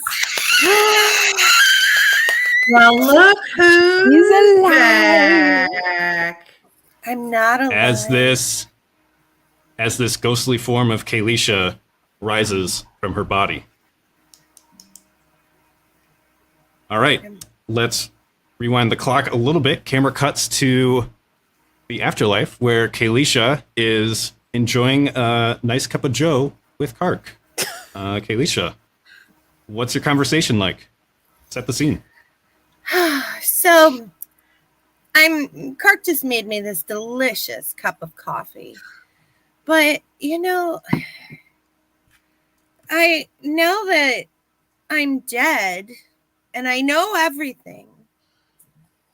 I just realized that the evil warlock who banished my parents into some unknown realm when I was young wasn't a warlock at all. It was a lich. It's Ganjor. And now my friends are down there, Kark, and they're battling this evil person, the only being that I've ever hated in my 113 years on that planet. And I'm never going to be able to rest until Ganjor is dead and can never come back and hurt anybody ever again. Ganjor needs some ganja. What? Oh, that was out loud. You feel- I'm sorry.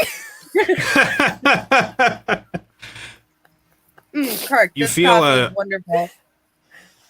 You feel a gentle hand on your shoulder, and looking up, you see this kind of figure glowing this kind of like brilliant rose gold color, and you would recognize it as your goddess, Sehanin Moonbow. This kind of like son. radiantly beautiful elven woman. And she speaks to you, and like her voice is, she's not like speaking like a humanoid language, but it just kind of sounds like when you wet your finger and like rotate it on a on the rim of a wine glass. Just like a brilliant chorus of that. It's one of the most like exquisite sounds you've ever heard. But without translation, the meaning is just kind of apparent to you within you. And she asks you, "Have you unfinished business?" Oh, Sahanin, I prayed to you so many times in my life, and I tried never to ask you for anything that was not fair. But after the pain that I suffered of searching for my parents all of those years, I can't let my friends confront this evil by themselves. If you could please just grant me enough time to go back just until he's gone, and then I will eternally rest with my buddy Kirk over here. You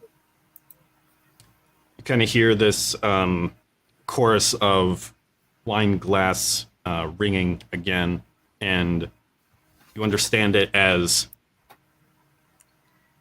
"You've done well, child.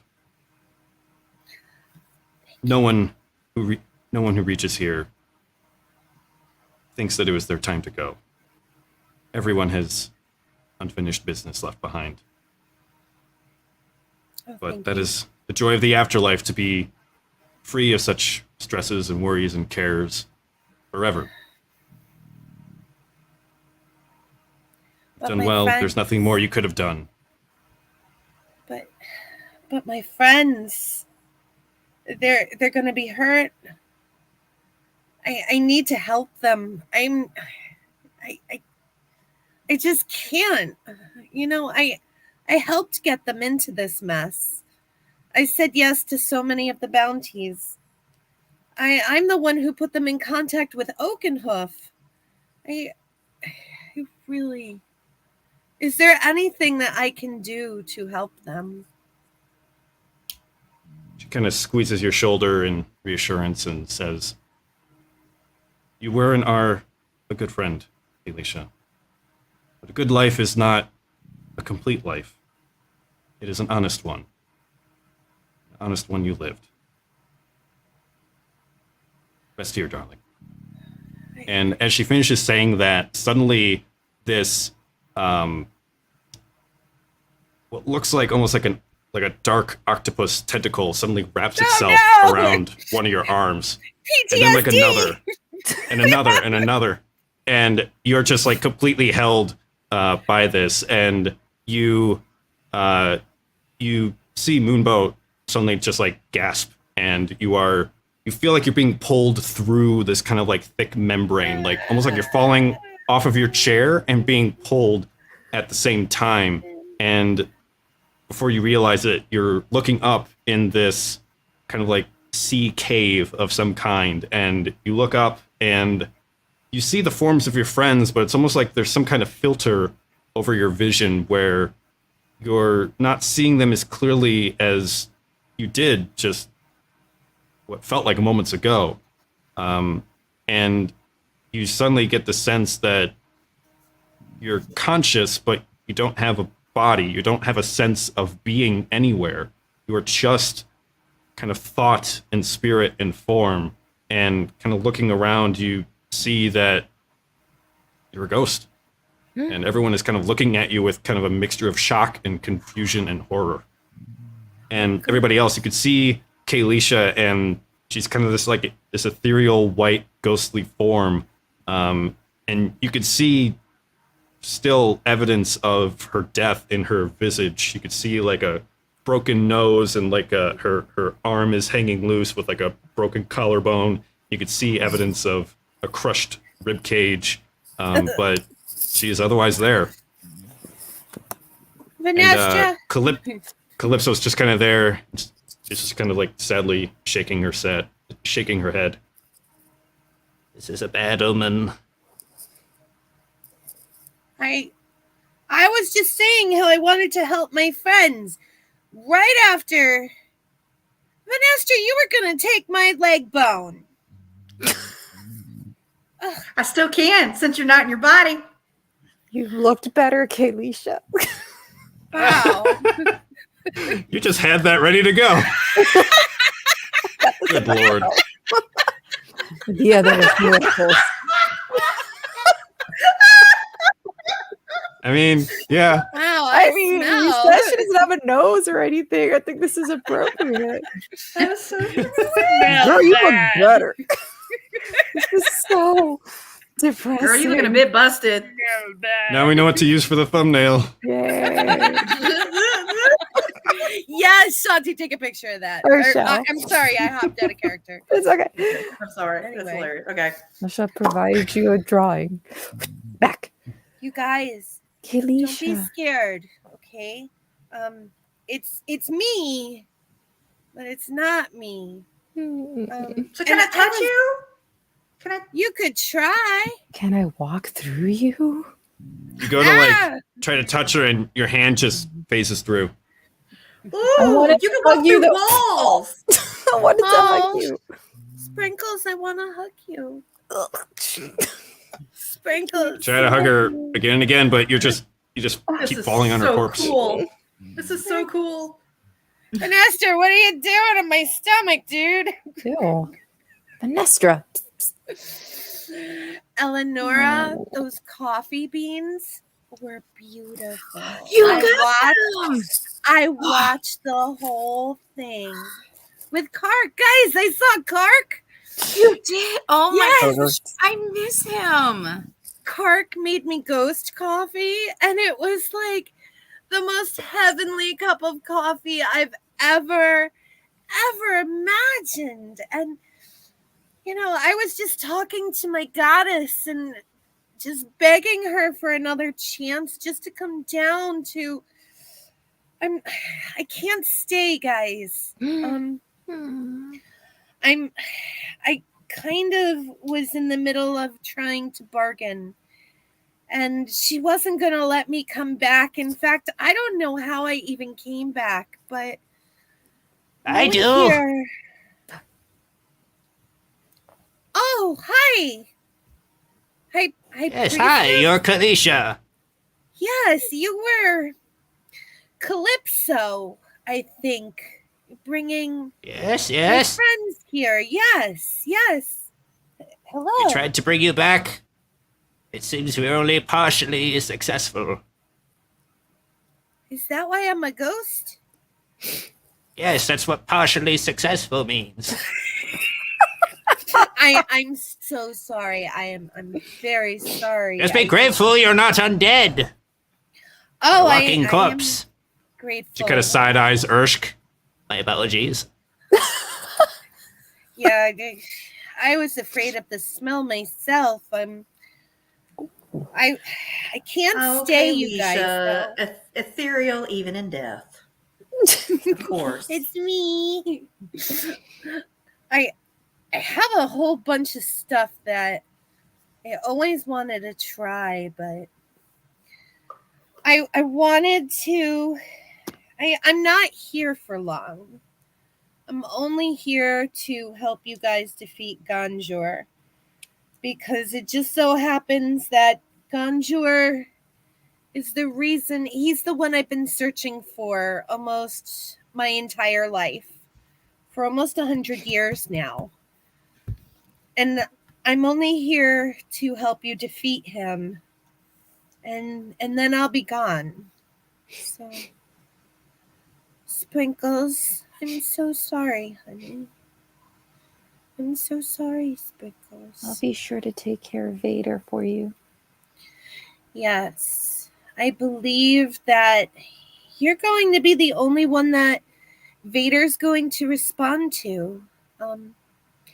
He loves you, and he loves nap times. So do I. Yes. It's only right that Vader goes with you. And I can't take care of him anymore, Sprinkles. I'll take care of him. I can't even hold wolf food anymore. I will feed him and love him. He will be my companion. Hold companion. your wolf pouch anymore, Sprinkles. Calypso, what is she capable of in this form? Not quite sure I know much about ghosts myself. I deal with the living, not the half-living. I want my money back. But if I had to say, she has a connection with the ethereal plane. Ghosts are often known to take possession of those unaware. Giving them Venestra. Venestra, can I possess you for a minute? Please? Ooh, seance. Please? Venestra? Oh, it's going to feel yucky. Okay. Fine. Yes. You know you like it. Yeah, having Kayleesha Okay. inside me. Sure. All right, so Kayleesha, you kind of like float over to Venestra, and almost by instinct, you are able to know how to kind of inhabit her form, and you just kind of like shunt into her. And Venestra, you still have a sense of yourself and like what's going on, but it's a very weird sensation, like someone else is at the wheel. You feel like paralyzed, but you still have the sense of your body moving, but almost as if someone else is pulling all the strings. It's very odd. But yes, Kayleesha, you are possessing Venestra. You have let me check my notes, make sure I'm actually correct here. Actually, no, Venestra, you would fall into unconsciousness. Ooh. You Fine, I just need a nap anyway. black out. Bye, Felicia. You just black out. So, Kayleesha, you enter Venestra's body, take control of it. You still have your intelligence, wisdom, and charisma, but you now have all the physical stats of Venestra. You can use her actions, cast her spells, use her items. Awesome. You don't have access to her memories, but you have access to her proficiencies, non-magical class features. So forget what I said about casting spells. Non-magical class features and traits and non-magical actions. You can't use limited use abilities or class traits that require spending a resource. So like monk's key points or whatever.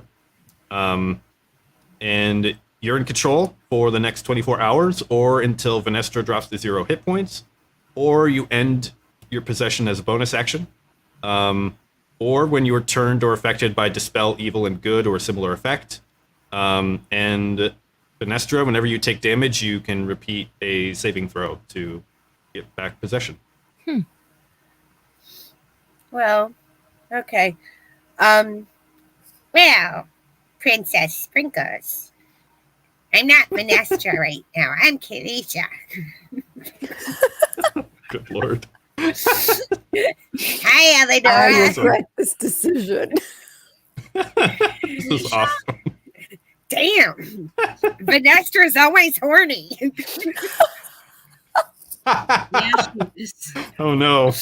Oh no. I don't like where this is going. The fuck. Yes, exactly. Patrick Swayze from Ghost. Yes, exactly. You're a whoopee. Now you like Whoopee! I didn't want to tell Venestra because she would have said no, but I'm only in her body because I need to hug you two one last time. Oh. Reunited and it feels so good. So I hug Eleanora. Yay.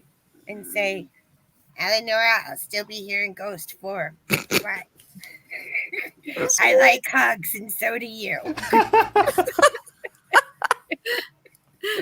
I guess you would be speaking with Venestra's vocal cords, so yeah, it would sound like Venestra's voice. This is And what like, she it's a thinks of little. it.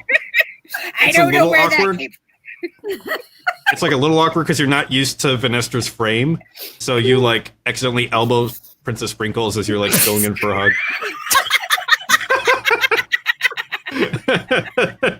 Sprinkles, I'm so sorry, you little bitch. What? That wasn't me. That was don't Venestra. like- It just comes out. I'm still trying to learn how to control her. I forgive you. Come here, Sprinkles. and Okay, give me some Venestra. sugar. Give me some sugar, Sprinkles. I don't like this. I don't like this. I need an adult. I need an adult. It's Kayleesha. It's Kayleesha. Venestra just comes out of this. So I give Sprinkles like the biggest hug and say, take good care of Vader for me. Okay. Venestra's making me feel weird. I gotta get out of her body now. So creepy. And I kind of just like go, and I'm out of Venestra's Yep. body now. Venestra, you're back up, almost like nothing happened. You're like a little disoriented, but suddenly like you're standing right in front of Princess Sprinkles. So What happened? you don't want to weird. know. Oh, good. You She don't doesn't know. No. What did y'all do? Nothing. Ignorance is bliss, dear Venestra. Venestra, you're a horny little sucker, aren't you? That's what Oh we. my god!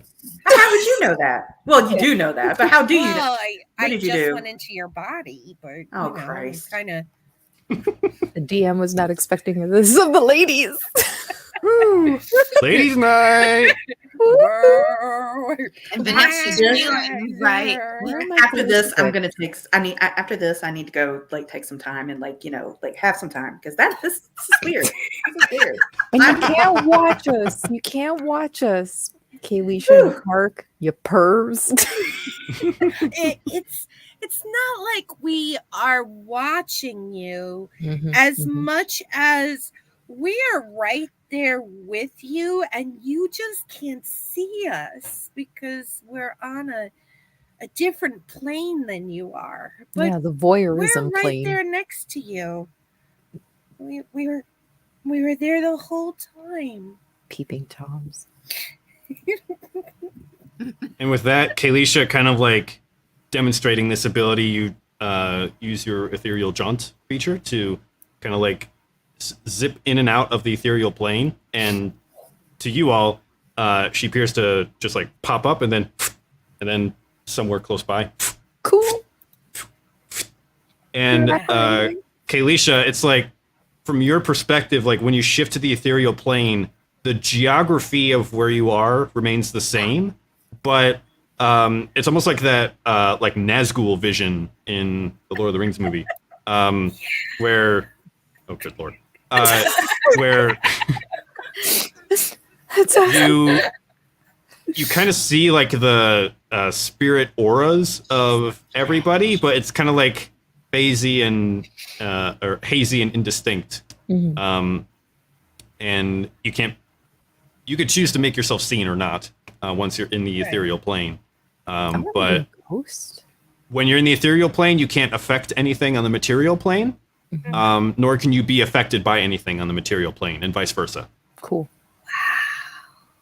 So yeah, you're either in ghost world or real world. How intriguing. So cool, guys. I want to be a ghost. You might have your chance if we keep going. Well, I got 19 hit points left, so. Well, you know. Callisto, I would like to thank you. Even though you couldn't get my body back, Which, guys, we gotta bury that. I'm going to start to stink soon. Yeah, we'll bury that. I'm already starting to stink. You know, we're underwater here, so like it's like very fishy. But Callisto, I'd like to thank you for trying to bring back my body and for bringing back my spirit, because being a spirit is better than nothing, and I can still help my friends this one last time. Here. Yes, but don't forget what I told you. Cheating death and cheating fate carries its own consequences. You will pay for sooner or later, me included. Kayleesha, go ahead and give me a wisdom saving throw, please. Sure. Sticker bunny. Using your ghost stats. I have ghost stats, guys. Cool. I used the wrong die. I got a 5. Oh my Oh god. no. I'm you roll a D12? throwing these out. Roll a Kayleesha, D12. the friendly Listen, Was it a you're doing D12 good. or what did you No, roll? that was a 20. That was a 27. Oh, and you got a 5? Yeah. Okay. Well, I got a 3, but my wisdom saving is +2, so. Okay, so Kayleesha, you suddenly feel this really weird sensation, like you don't have a body, you're just like consciousness and spirit and just being present here, but you feel the intrusion of another entity. And everybody else, you feel the air kind of go cold in the room. And Kayleesha's like ethereal form suddenly like jerks and shifts unnaturally, and her head kind of like tilts to the side and her jaw goes loose. And Kayleesha, you are like fully aware that like something is taking over control of you, but you're not sure what. And you kind of lose control of your ethereal form, and your eyes glow this kind of like brilliant dark purple, and you hear a familiar voice speak through Kayleesha, and it is the voice of Ganjor.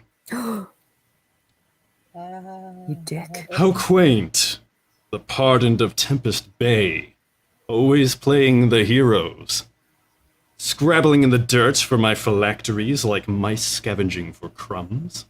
Yet your feeble attempts to halt my dominion have grown tiresome.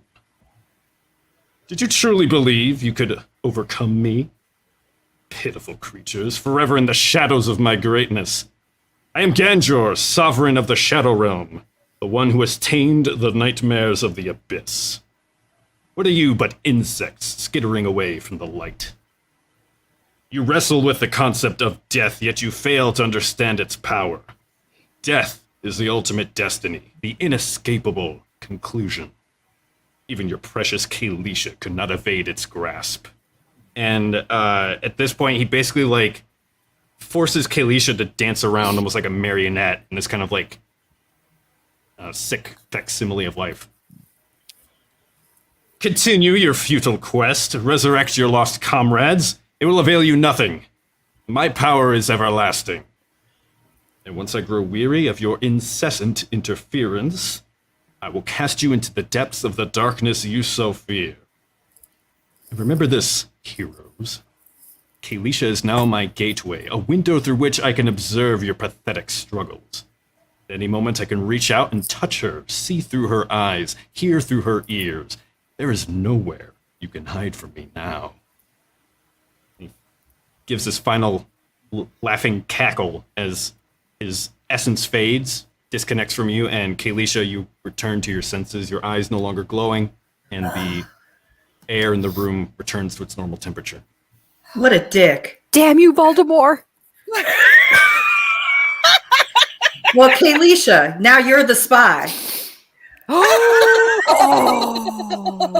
you are the spy spy. that shagged her. I mean, I mean, full circle. Oh Did you feel that? Did you feel that when Where's that was going this on? fire? Did you feel any of that? I Dude, did. that was so. It felt like worms in my Well, Ew. I don't have a body, but it's yeah, you could feel that. It's like cold, squiggly worms going like. Meh. Ew. Oh yeah, it was so weird, guys. No. Ugh. So weird, you guys. At this point, Calypso's just like, So it is worse than I fear. Ganjor can communicate with spirits now. Yes, we have not a moment to lose. Over this way. and she kind of like beckons you to follow her. Okay. She takes you over to this kind of like shallow pool of water. It's basically like sand with like a small divot in it, and where just like perfectly still water, almost like a bird bath, but several meters wide. And she kind of like hobbles over to it, and you can see that these very like intricately carved runes out of driftwood are like carefully arranged around the edge of the pool. And she kind of like looks into it and just barely touches the tip of the surface, or barely touches the water surface with the tip of her staff. And as it kind of like ripples, it kind of shifts and it becomes this almost like a looking glass. And looking through it, you see this kind of like hideous reptilian creature, almost like swimming through like a sea of stars. And she points to it and says, That is the Leviathan. Deep within its stomach, Ganjor has set up a site to carry out his deepest, darkest rituals. He doesn't visit it anymore, but it is where he has left the third and final phylactery. You must venture into the belly of the beast, find this phylactery, bring it back to me. Have you collected Ganjor? You will have the third of 3 phylacteries, thus forcing Ganjor to be brought into the material realm. It will be terrifying, it will be violent, and hopefully you will be the victor. I hope you're ready for what you've done. I am. I am ready. I'm totally ready. We're at this point now. I better get my swords ready. The Leviathan is somewhere on the astral plane. I know not where, but I'm sure you are resourceful enough to figure out where. Travel to the Leviathan, find a way inside, get the phylactery, retrieve it, bring it back to me. I believe in you. You've proven yourselves, well, something so far. May the waves ever be with you. Now go. Thank you. Thank you. Madam Calypso. Thank you, Calypso. Thank you, Thank you. Calypso. Calypso. who has the highest passive perception? Passive. This would be like the passive, or this would be like the highest number in the perception skill thing. Give me a second. Passive Fulcrum Entertainment, wisdom. you've missed a lot, my friend. Passive wisdom, perception. I think Perception. 11? What's the highest bonus to their perception? Oh, I the mean, I have +6. I have +4 for perception. What was the other one? I have Just plus perception. One. +1. +4. Sorry. Mine sucks. Anyone have higher than a 6? Okay, I'm so just a Venestra, ghost. on your way out, you would see,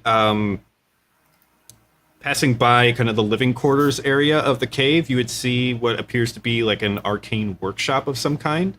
And you would see like kind of collected in this jar what appears to be like a sample of that black ooze. And you see like a bunch of notes and drawings kind of like pasted to the wall of different kind of like formulas and what appears to be notes depicting like the black ooze itself. seems like this is something she's been working on for a while. Kind of like studying this thing. Yes. Do you want me to roll? No, it's just something that you notice. Just something that I noticed that she has it. I'll stick that in my back of my head. Okay. So you all head back towards Tempest Bay? Okay. I just kind of like coast. Yep. So everyone besides Kayleesha sticks a starfish to their face to breathe underwater. You guys look and Kayleesha, silly. You're kind of this ghastly sight as you're this like ghostly figure just like swimming through the water, floating through next to everybody else. But Calypso instructs the octopi to kind of pull your makeshift sailing vessel back to Tempest Bay, and that would be your opportunity to say one last goodbye to Princess Sprinkles. Yes. This has been far too much for me. I am going back and I'm going to take Vader and I'm going to take care of him. And we're going to ride off into the sunset. But I love you all very, very, very much. And this has been an incredible journey, to say the least. Sprinkles. I might sneak into your wherever you are some night Okay. and just Enough with the snuggle with perverted you stuff. and Vader. That's called haunting. Don't watch me. Once When upon I'm a time, in somebody the cuckolded bathroom. a lunar, so. A lunar girl. Can you at Hold it, least Sprinkles. warn me? You can haunt me anytime you want. I love you, Sprinkles. I love you, Kayleesha. I'm sorry I died, Sprinkles. It's okay, but thank you for always holding me in your pouch. Do you want to take the pouch? You might as well take the pouch. Does somebody have my bag of holding? Can I gift it to Venestra? The wolfskin pouch? Yes. Oh, the wolfskin pouch? No, I will take that. Yeah, But not the bag I'll of take your bag wolfskin of holding. pouch. Vanessa, you and I are going to have to talk because there's some stuff in there. Oh, I bet. Oh, yes, there's some stuff in there. Oh, There's yes, some there stuff is. in there. We did an inventory while you were dead. What'd There's you guys some do stuff. with my unicorn wand? What did you do with it? Oh, that went into the witch's brew that got you back here. We used it. We had to get you back. I mean, they really wanted you back, and I just supported. Yeah. You're And absolutely I prayed to right. my dark god. So, hello. Mhm. What else? I mean, hey, unicorn horn, dark god prayer. Yo, here we are. I can't hold anything anymore. It just falls through my hands. So, yeah, guess we'll have to do some inventory and discuss what's in there because I've been keeping all types of things from Clark, things to defeat Ganjur. There's a healing potion in there, and could have used that last week, but We definitely need to. Well, hindsight is 2020. So, hello. Yeah. You live, you learn, and then you become a ghost. Inside that bag, so we can help to defeat Ganjor in your honor and in Kark's honor. Yes. Sprinkles, Yes. safe travels, my Thank little you. friend. Cue the Hulk music. Do, do, do, do. Goodbye, Oh. Princess Sprinkles. What do we have? What do we have in here?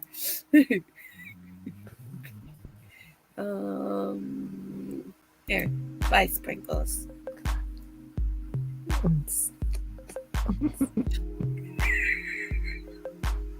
As this kind of low and slow R&B plays with Princess Sprinkles riding Vader off into the sunset, that's where we're going to end this episode.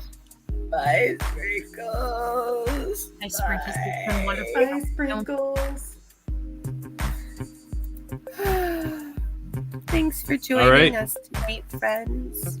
Thanks, everybody.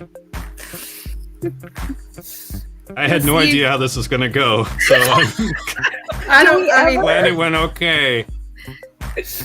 We will see you next Friday at 9 p.m. Eastern, 6 p.m. Pacific, right here at the Red 5 Tavern. Bye, friends. Bye-bye. Bye.